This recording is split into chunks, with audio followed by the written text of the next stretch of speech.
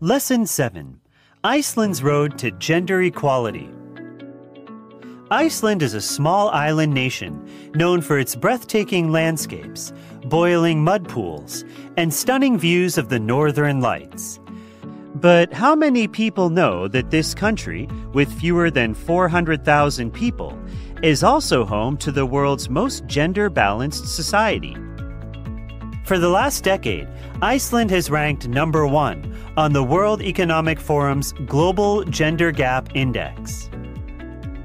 The path to equality began on October 24, 1975, when 90% of the female population participated in the Women's Day Off to protest against wage inequality and other gender-related social injustices.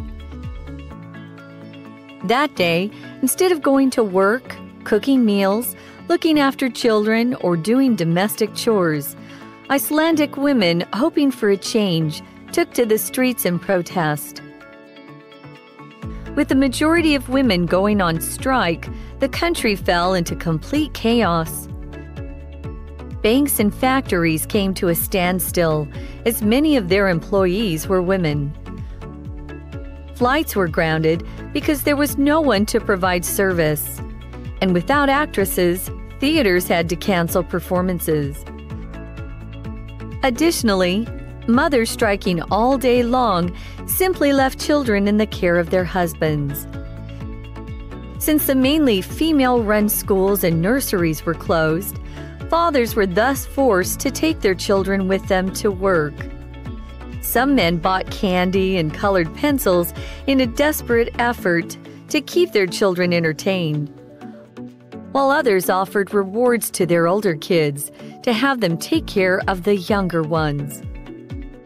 This protest paralyzed the entire nation. However, if it had not been for this protest, public opinion would not have changed and support for gender equality would not have grown. 1 year later, Iceland established the Gender Equality Council and passed the Gender Equality Act, banning gender discrimination in the workplace and in schools. Then, in 1980, an even bigger triumph was achieved when Iceland elected the world's first female president of a democratic country. However, despite all the progress the country had made, the fight for gender equality was not yet over. In 2005, Iceland's pay gap showed that women were, on average, still being paid only 64.15% of what men earned. So, on the 30th anniversary of the Women's Day Off, women organized another strike. They left work at 2:08 p.m., the exact time at which they started working for free compared with men. In 2016, women in Iceland again left work early, this time at 2:38 p.m. This was to remind people that the average woman still earned just 70.42% of the salary usually given to men. Finally, Iceland decided to get tough on inequality. In 2018, it became the first country to legally demand that men and women be paid equally. The revolutionary new law requires that companies with at least 25 employees obtain a certificate proving that they were following national equal pay policies. Otherwise, they would face heavy fines. Today, this Nordic wonderland has some of the world's strictest laws on workplace equality.